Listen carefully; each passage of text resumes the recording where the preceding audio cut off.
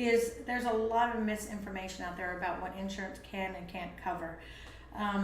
One issue, the industry paint issues, and I called to talk to her because a local contractor has insurance, has good insurance, and accidentally, not on purpose obviously, changed the color of the house.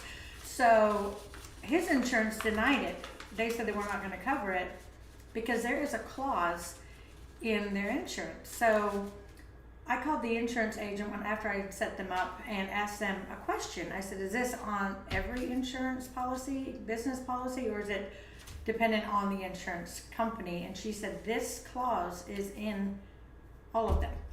So I'll read it to you. It says that business owner policy under Section B, Exclusion K, damage to property, it states damage to property caused by your work is excluded. It says a particular part of real property on which you or any contractor, your subcontractor working directly or indirectly on your behalf is performing operations if the property damage arises out of those operations, or that particular part of any property that must be restored, repaired, or replaced because of your work was incorrectly performed on it. So that scares me as a contractor, because anything that we do on a property, they can say we caused it and because we were washing incorrectly. So a homeowner can say, hey, this company was here and they blew out all my window seals. Do we have proof of this? I mean, how are we going to prove it? So with the paint issue, that is why I stress testing so much. And also, when I go to a job, I take my phone, I record everything around. This is the spec of the job. That's what I'm doing the roof, I'm doing the paver ceiling, doing the house, and I point out any damage I see before I even start, and I have it on video. So if I see a window that's got, it's all hazy in between, I know that window seal is already broken. I'll do my best to avoid hitting it directly, and I'll hit around it and mist it from down, up to down. And then I'll have that proof on my phone. Unfortunately, we're gonna have to start doing this as contractors. We're gonna have to record ourselves testing this paint so we can prove that we did everything we could before we started work to not cause damage to this property. Does that mean your insurance agent is gonna deny it? No, not necessarily. It is up to the agent. So they have this clause in there, and they can use it at their own will. So they can say, yes, we'll cover it.